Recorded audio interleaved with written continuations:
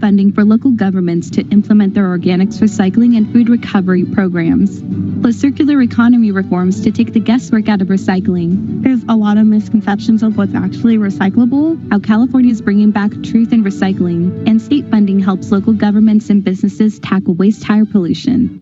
CalRecycle's monthly public meeting starts now. Good morning. Thanks for joining us for CalRecycle's February 2024 monthly public meeting. This meeting is for Californians by Californians as we work together to protect our communities and fight climate change. Before we begin, please look around and identify the 2 exits closest to you. In the event of a fire alarm, we're required to evacuate.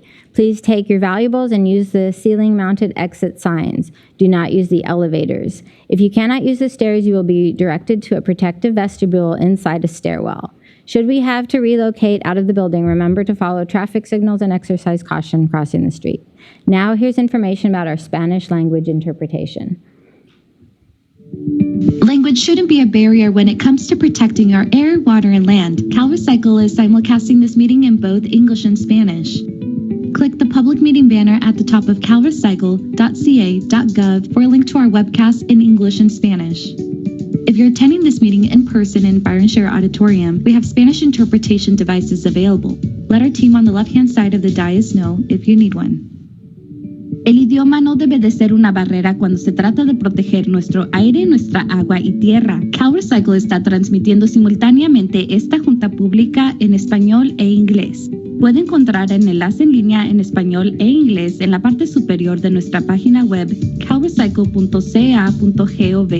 Si asiste a esta junta en persona en el auditorio Bar and Share, tenemos dispositivos de traducción al español disponibles. Solo informe a nuestro equipo de presentación si necesita uno. Our first agenda item today is the Director's Report. CalRecycle Director Rachel Mackey-Wagner joins us now with some important updates. Good morning, Rachel.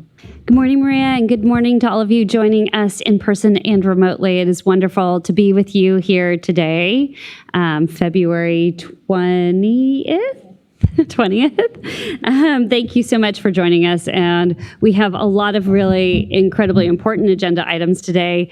And so I won't belabor it, but I think the first and foremost thing I was always thinking over the weekend that I would want us all to think about as we head into the agenda today and as we head into February and March is really the most recent release of the state of waste and recycling here in California. And as we were going through our agenda on Friday, this slide was shared, and I think it's very poignant. And so I really wanted my remarks to be centered around this slide, and it has a lot of to illustrate in terms of what we've done well and where we need to do better. I think the thing that was most poignant to me is that Californians are still generating 76 million tons of waste as of 2022, which was not a decrease from 2021, which tells us that we are still making a lot of waste and using a lot of materials that we really could be doing better in terms of reuse and reduction all along the supply chain. The good news in my mind on that is CalRecycle was directed by the governor and the legislature to develop the first ever statewide zero waste plan. And CalRecycle is well on its way to developing that plan and working with our contractor Accenture to come up with a strategy and policy recommendations for zero waste. And I'm looking forward to, in 2025, having those ongoing conversations with stakeholders to really help address the, nearly, I think if we are 40 million Californians, that is a ton and a quarter, a ton and 3/4 per Californian of waste generated annually. And I think our focus in 2024 and beyond is to figure out how to get that 76 million ton number as close to zero as possible. I think what the good news is that we are seeing here is that 25.8% recycling, source reduction, compost, anaerobic digestion, and mulch number is an indication. And as we saw in the media this week, courtesy of the AP, in 2022, we are doing a better job of sorting and recycling our compostable materials and our organic waste. Obviously, we are not where we need to be to meet the objectives of SB 1383, but all indications as reported by our local jurisdictions are that the infrastructure is being built, the collection systems are being put in place, and most importantly, the residents of the state of California are doing their part to reduce and recycle organic waste. So a huge kudos to all of our local partners and to our nonprofit partners and the residents of California for doing their part to reduce the amount of organic waste and really do their part to fight climate change. I think the last thing that I would mention about Waste and Generation Recycling Report is that this is a report on 2022. This is now not last year's data, but the year before. And I think that there is a lot of optimism here because we know that the systems that were put in place for organics recycling and reduction, and as you all know, my favorite edible food recovery program, were really stepped up in 2023. And additionally, local jurisdictions are looking and making improvements to their recycling infrastructure. So I think the good news for 2024 is that we are moving in the right direction, that Californians are doing their part, that they are looking for ways to make additional improvements, and that the partnership between state, local government, and our nonprofit partners is very strong and getting stronger every day. So thank you all very much for doing your part, and we look forward to a very exciting agenda today. Thanks, Maria. Thank you, Rachel. And you can find CalRecycle's State of Disposal and Recycling Report for 2022 on our website. That's calrecycle.ca.gov. CalRecycle is implementing historic circular economy reforms to waste less and reuse or remake more. Division of Circular Economy Deputy Director Zoe Heller joins us with updates on SB 54 implementation. Good morning, Zoe. Good morning, Maria. So it was a busy month last month for SB 54. Thanks to all that joined our question and answer session that we hosted earlier this month. CalRecycle answered questions on the draft regulations and provided an overview of our rulemaking process. Interested parties are encouraged to prepare their feedback for the upcoming 45-day comment period, which will open in the coming months when CalRecycle initiates the formal rulemaking process. The SB 54 Advisory Board also held their first meeting this month. CalRecycle hosted the first part of the meeting with an overview of statutory requirements and the Bagley-Keene Open Meeting Act before facilitating the election of an advisory board chair.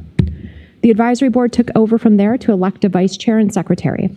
Information for future meetings will be provided by the advisory board and distributed through our SB 54 listserv. Finally, CalRecycle is engaging with environmental justice communities in California Native American tribes to enhance engagement in the rulemaking process and the SB 54 needs assessment. Back to you, Maria. Thanks so much, Zoe. CalRecycle also held an informational session on its draft material characterization study data for SB 343, California's Truth in Labeling Law. Deputy Director of Policy, Development and Analysis, Clara Vazzi, joins us now with highlights. Thank you, Maria. Good morning, everyone. SB 343 requires CalRecycle to get a representative sample of recycling programs in the state by conducting a study of material types and forms that are collected, sorted, sold, or transferred by solid waste facilities. On this, let's watch a quick video showing what that data gathering process looks like. Recyclable or not? California is taking the guesswork out of recycling by making sure products marked recyclable are actually recycled in our state. There's a lot of misconceptions of what's actually recyclable. Answering public demand to fix the single-use trash crisis, California passed a truth in labeling law. It bans false or misleading recycling claims on products and packaging. like the chasing arrow symbol, which many falsely assume means a product is recyclable.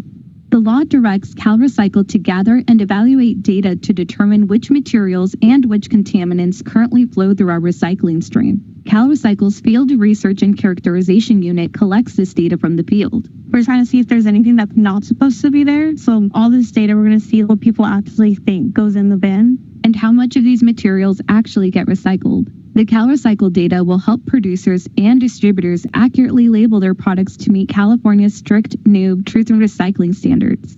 Truthful labels empowering California consumers to recycle more deliberately and lead California to a waste-free future. CalRecycle expects to finalize its SB 343 finding report this spring. Following another study in 2027, CalRecycle must conduct additional SB 343 studies every 5 years. Back to you, Maria. Thanks, Clara. Next on the agenda, CalRecycle is announcing $109 million in new SB 1383 local assistance grants. Division of the Circular Economy Deputy Director Zoe Heller is back with award announcements. So as Maria said, we're very excited to announce $109 million to 387 applicants to help California communities implement their programs to cut landfill pollution through food and yard waste recycling. The types of projects recommended for funding include green bins and countertop kitchen pails for food waste, education outreach materials, equipment for food rescue, and administrative costs, including enforcement and inspection programs. To date, California has committed $487 million to organics recycling and surplus food recovery grants and loans to support SB 1383. As a reminder, the department's next SB 1383 monthly chat with CalRecycle is coming up on February 29th from 1 to 3. It will focus on capacity planning for organic waste recycling and edible food recovery. You can register online to participate on Zoom. You can find the registration link through our listserv on our events calendar on the CalRecycle homepage. Okay, next up, our award announcement for the Local Government Waste Hire Enforcement Grant Program. First, let's watch a short video on how this program helps local jurisdictions support businesses while keeping communities safe. Massive tire fires burning for months or even years led California to track the safe management of its waste tires. We used to see a lot of illegal dumping of trash and tires. Across the state, more local governments are taking the lead to protect their communities. If they're properly stored, there's less of a hazard. With up to $650,000 in annual funding, CalRecycle's Local Government Waste Hire Enforcement Grant Program covers costs for things like program staff, administration, equipment, and travel to support local oversight of neighborhood businesses. Any facility that generates waste tires, whether it be airports, golf courses, a mechanic shop. Local inspectors ensure local businesses meet state standards for safe hauling, tire storage, disposal, and record keeping. They take time to really educate the business owners. They're ensuring the number of tires going into the facility or the number of tires going out. State funding coupled with CalRecycle training and support helped more than 30 communities take control of their waste tire inspection programs. I think that just the fact that we're out there doing these inspections really helps out our communities. Protecting Californians, building trust with local businesses, and advancing California's circular waste-free future.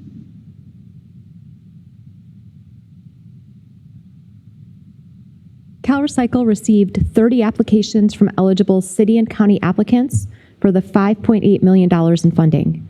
You can find the list of grantees in the public notice linked to today's agenda. All right, up next, the city of Oroville will receive a $171,000 tire-derived aggregate grant award for an infrastructure project. Oroville estimates the project will use 522 tons of TDA rubber material, the equivalent of 52,000 tires.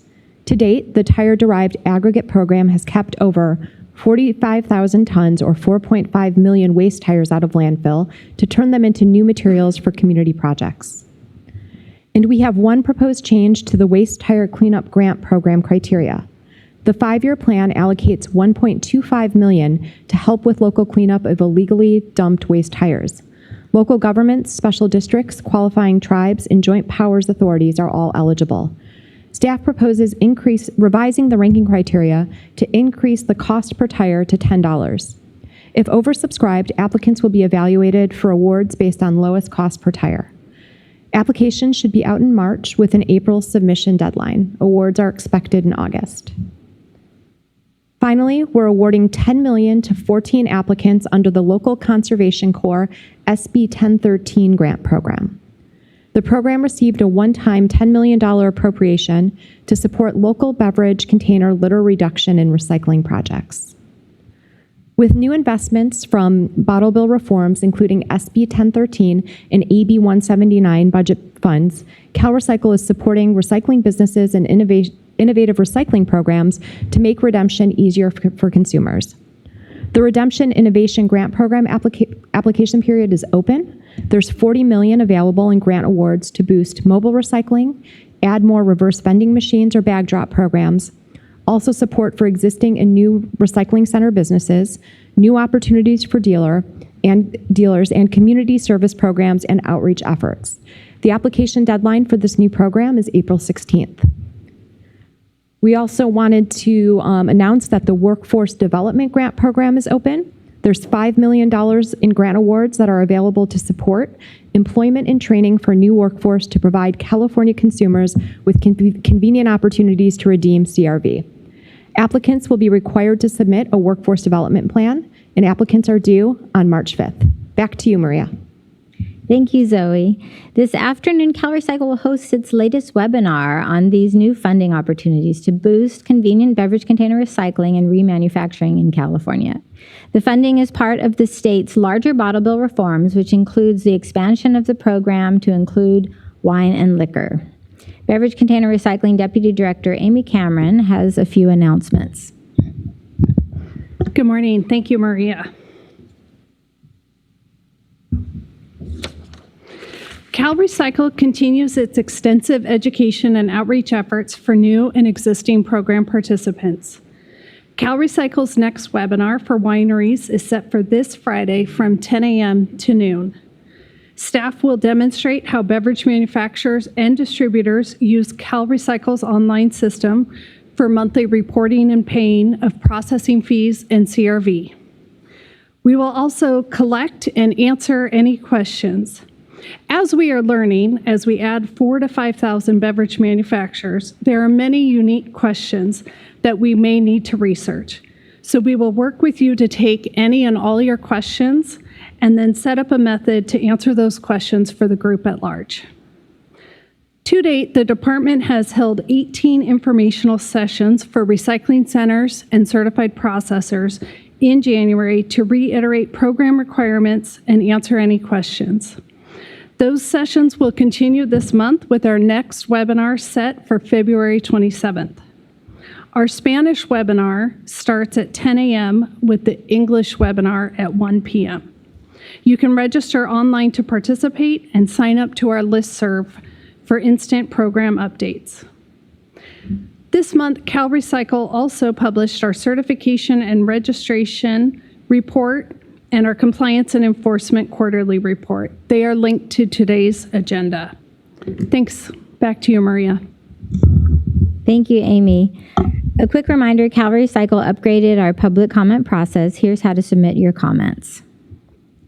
California wants your input on recycling and trash pollution issues. Join CalRecycle's decision-making process by making a live public comment on any of today's monthly public meeting agenda items in person or by phone. Microphones are available for those of you in the room with in-person comments. If you're running remotely, you can call in with your comment. Just click the public meeting banner at the top of our website, then click the public comments button for step-by-step caller instructions. We will address live public comments at the end of the meeting.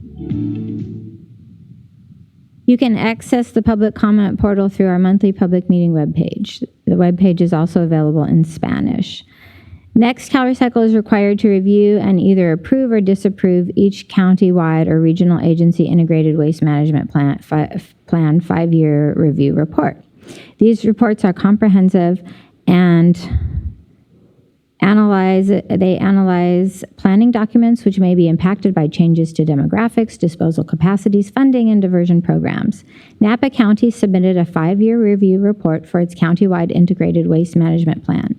No revisions to the county's planning documents are necessary at this time.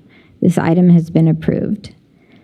Now to pending solid waste and tire facilities permits and emergency waivers. Here's a quick overview of California facility safety standards, plus a statewide facility permit and emergency waiver update from Environmental Program Manager Paulina Lawrence. Protecting the health of Californians and their land, food, water, and air is a big job.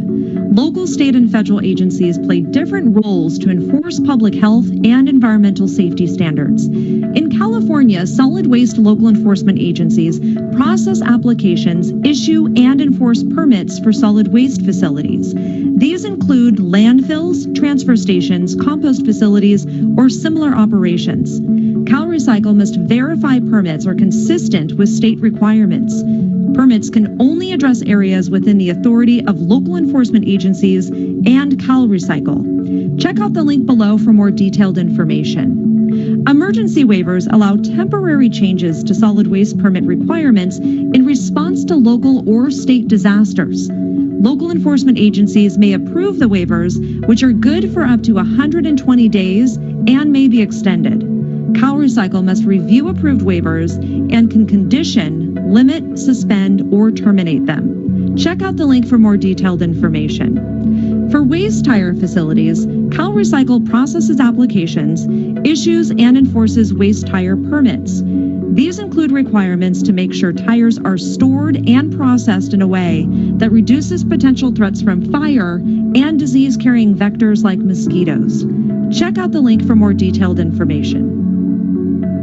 For this month's agenda, for the concurred and issued permit actions for Yolo County on January 16, 2024, the department agreed with the local enforcement agency and concurred on a revised solid waste facilities permit for Yolo County Central Landfill. Action was needed January 19, 2024. For Ventura County on January 16, 2024, the department agreed with the local enforcement agency and concurred on a revised solid waste facilities permit for Mountain View Organics Waste Processing Facility. Action was needed February 3rd, 2024. For Orange County, on January 30th, 2024, the department agreed with the local enforcement agency and concurred on a modified solid waste facilities permit from Madison Materials, Inc. Action was needed February 3rd, 2024. For San Diego County, on February 7th, 2024, the department agreed with the local enforcement agency and concurred on a revised compostable materials handling facility permit for Otay landfill composting operation. Action was needed March 10th, 2024. Continuing on this month's agenda, for San Bernardino County is One Stop Landscape Supply Center, Inc. This is a revised compostable materials handling facility permit. Action is needed by April 5th, 2024. The department also received several emergency waivers. First one is for San Diego County. For Fallbrook Recycling and Transfer Station, on January 25th, 2024, the San Diego County Department of Environmental Health and Quality, the local enforcement agency, granted an emergency waiver to increase the permitted daily tonnage from 500 tons per day to 792 tons per day until May 24th, 2024. This is due to the emergency resulting from the winter storms. Also in San Diego County for Otay Landfill, on January 26, 2024, the San Diego County Department of Environmental Health and Quality, the local enforcement agency, granted an emergency waiver to increase the permitted daily tonnage from 6,700 tons per day to 8,700 tons per day and 35,000 tons per week to 47,000 tons per week until May 25th, 2024. This is also due to the emergency resulting from the winter storms. San Diego County Escondido Resource Recovery.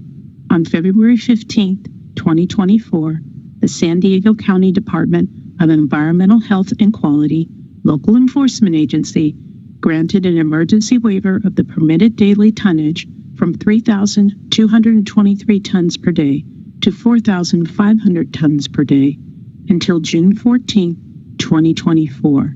This is due to the emergency resulting from the winter storms.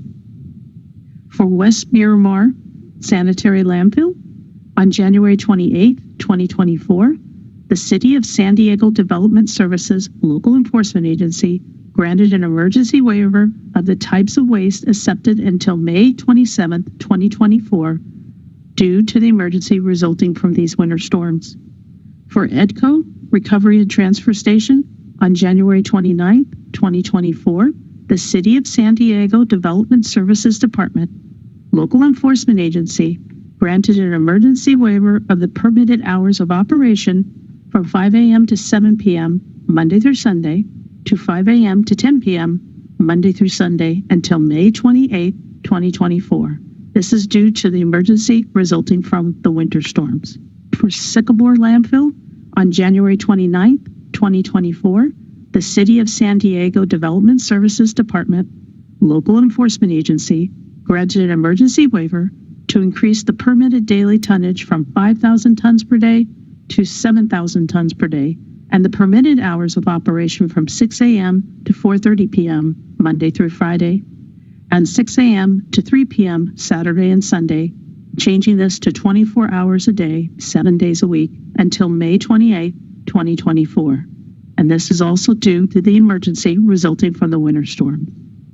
For Los Angeles County, EDCO Recovery and Transfer Station, on February 6, 2024, the Los Angeles County Department of Public Health Local Enforcement Agency granted an emergency waiver of the permitted daily tonnage from 1,500 tons per day to 2,500 tons per day until May 6, 2024. This is due to the emergency resulting from the winter storms.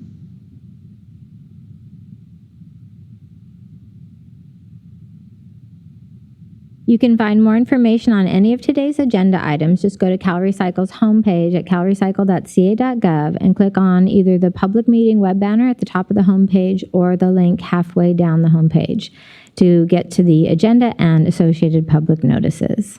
Now it's time for public comments. First, we'll take comments from the public present in our Sacramento Cal EPA headquarters meeting room today. After that, we'll take comments from those participating by phone. And just as a reminder, your microphones will stay muted until you're called on by the last 4 digits of your phone number. Also, please mute your webcast if you're calling in to avoid potential feedback issues. Are there any comments in the room? You have a microphone over on your right-hand side.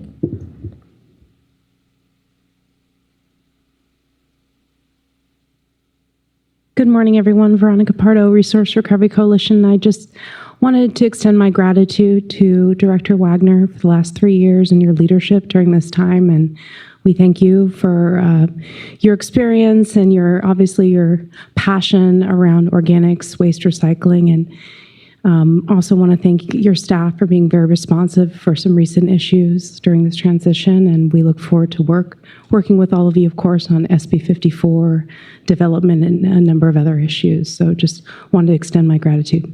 Thank you. Thank you so much, Veronica. I appreciate your constant partnership and support. So thank you so much for the kind words.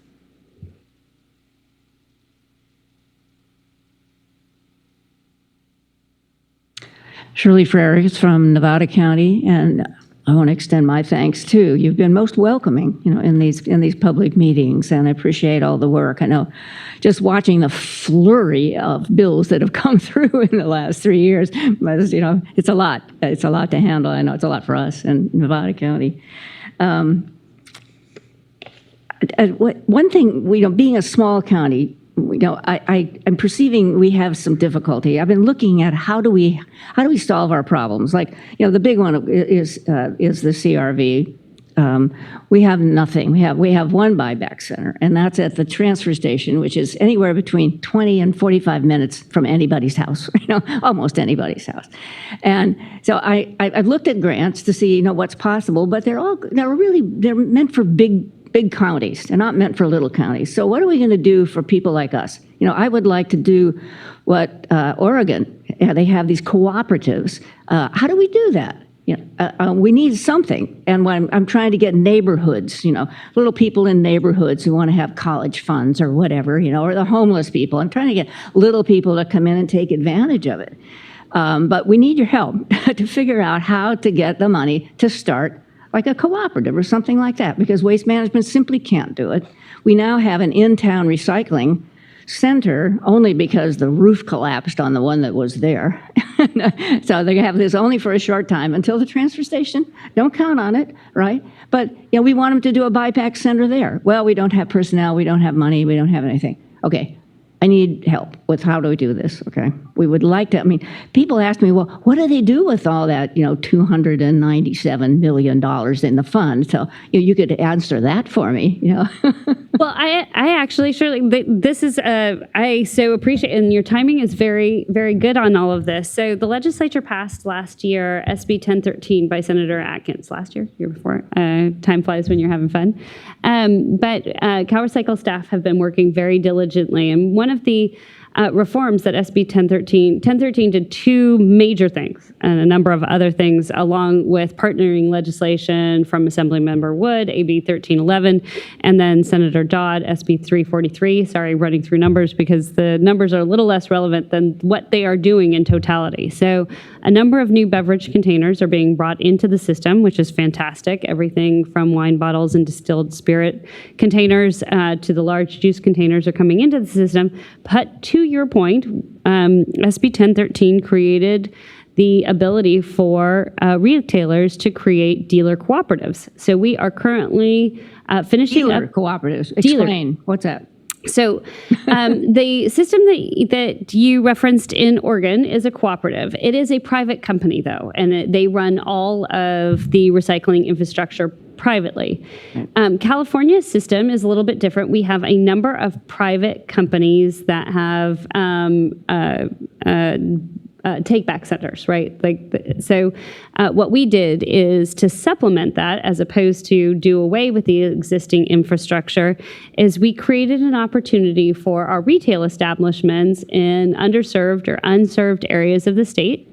In rural areas, this will be hopefully very successful, as well as urban, very compressed areas, to create alternative systems for take-back. So rather than having to have a brick and mortar recycling center that is open X number of hours a week, that may work for 70% of the state, for the 30% of the state that is unserved or underserved, creating a more flexible structure where we could have reverse vending machines, mobile recycling. Yes. So hopefully Nevada County will be able to, and the retailers in Nevada County will be able to join the dealer cooperative or create their own dealer cooperative to create some of these opportunities for innovative solutions for your residents, so you don't have to drive 20 or 40 minutes to redeem your 100 containers that maybe get 50 cents or $1 or $2 worth of. That's part of the public. Yes, is it worth it? Exactly. So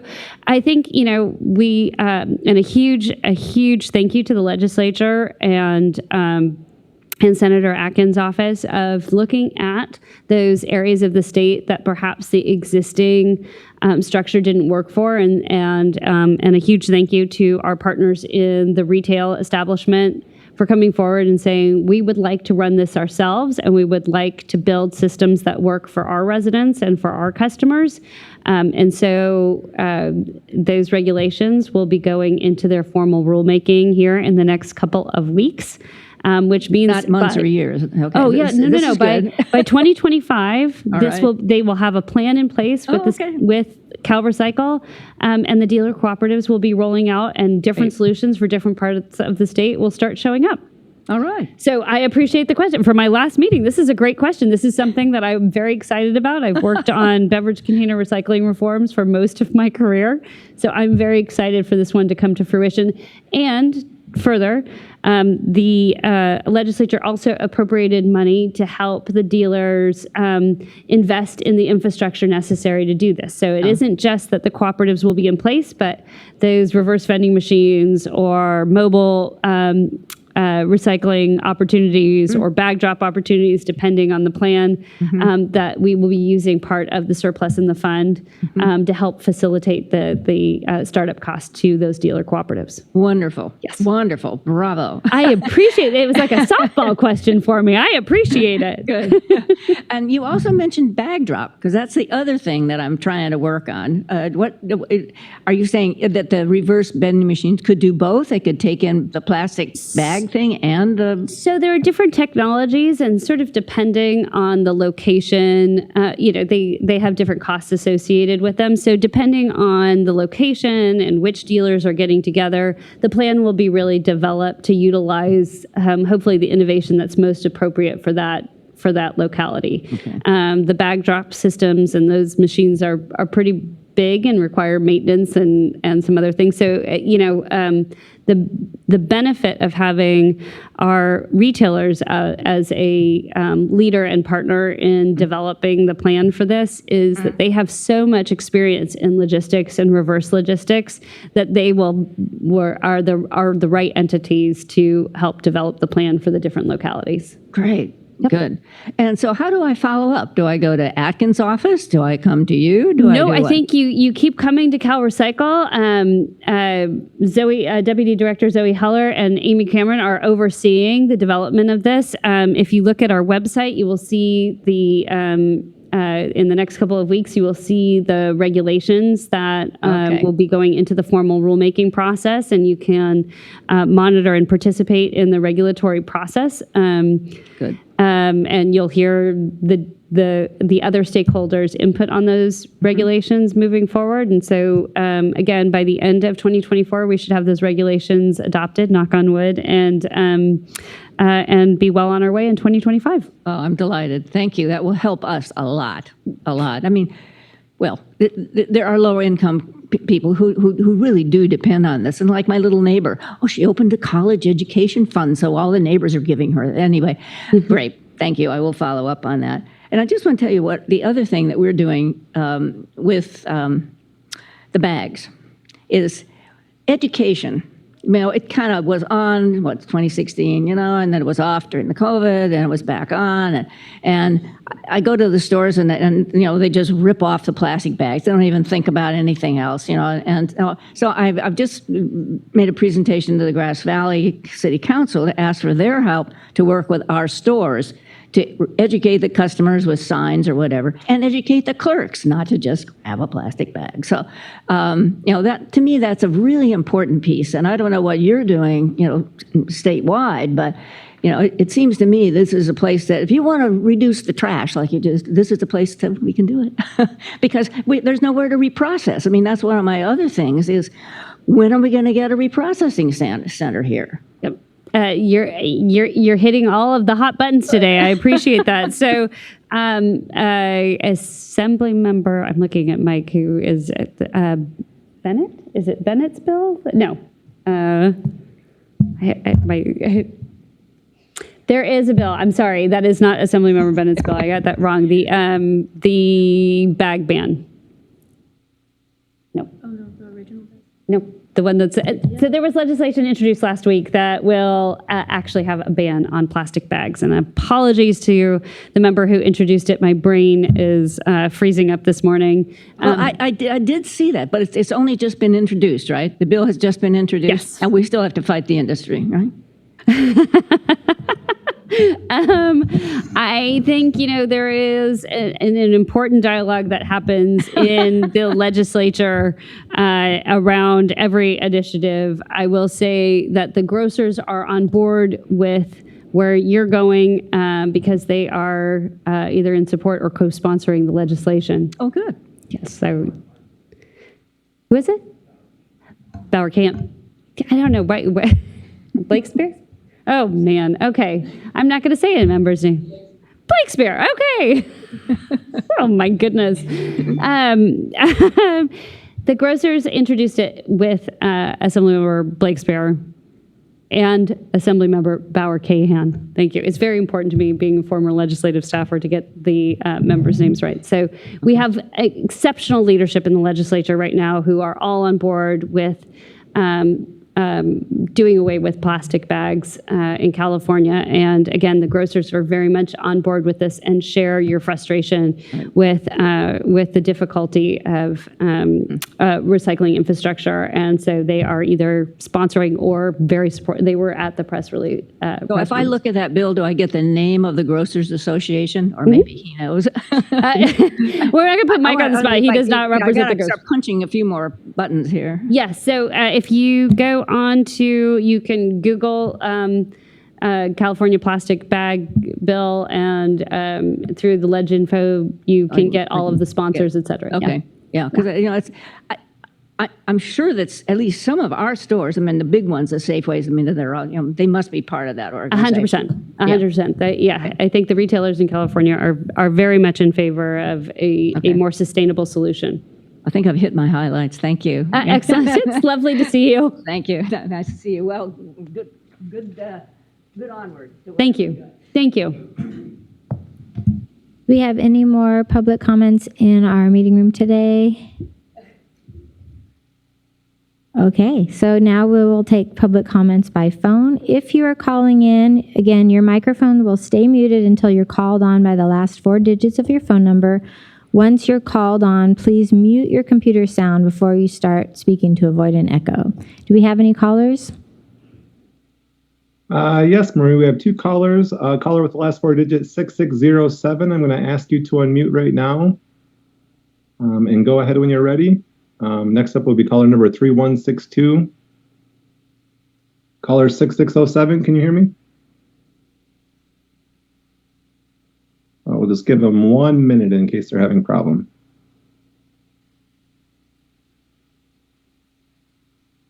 Okay, go ahead, caller 3162. I see you're unmuted. Hi, this is Valerie Lake. I'm with One Earth Recycling, and we are super excited about the grant that's being discussed later this afternoon. And I'm hoping to get clarity on whether the projects included in the grant are limited to the mobile reverse vending and bag drop solutions, because it's unclear whether or not a recycler has to have those solutions or if other things are also considered, as long as they're meeting, recycling goals. Thank you for the question. I think what I would do is encourage you to attend the meeting this afternoon and ask the question specifically to the grants there, so that everyone who is interested in the grants has the benefit of your question as well. So if you wouldn't mind attending that meeting, that is the right forum for these questions. But thank you so much. All right. Thank you. You bet. Thank you. That's it for phone comments. Okay, so Rachel. Well, I won't keep everybody this morning. I know it's a busy week, but I just thought, as this is my last public meeting with CalRecycle, that I would take the moment to say thank you and goodbye to all of our stakeholders, and really just highlight what an incredible experience it has been for me to be director of this incredible organization. I came on board to CalRecycle in December of 2020 in the height of the shutdown for the pandemic, and it was a very challenging time for the state, a very challenging time for the planet. And I came on board a very challenging time for the issues that we care so deeply about. And I have been so incredibly honored, privileged, impressed, challenged, and fulfilled in this position, working with this incredible team of people. CalRecycle is now nearly 1,000 employees, and we have many new employees. We have many who have been here for decades, if not just a few years, and every single employee that I've had the pleasure of interacting with has brought 110% to this job and 110% to the issues that we care so deeply about, our zero waste future, our circular economy, our fight against climate change. And so it is with, as I said in my email, a heavy but full heart that I stepped down from this position. And it was a very hard decision. for me to make, but the right one for me at this point in my life and the things that my family needs right now. I wasn't going to do this, but I think it's worth, after just many conversations over the course of the long weekend. I don't typically engage in dealing with rumors, but I was not pushed out of my position. I had had conversations with the governor's office about things that are happening in my personal life, and my family needs me at home right now.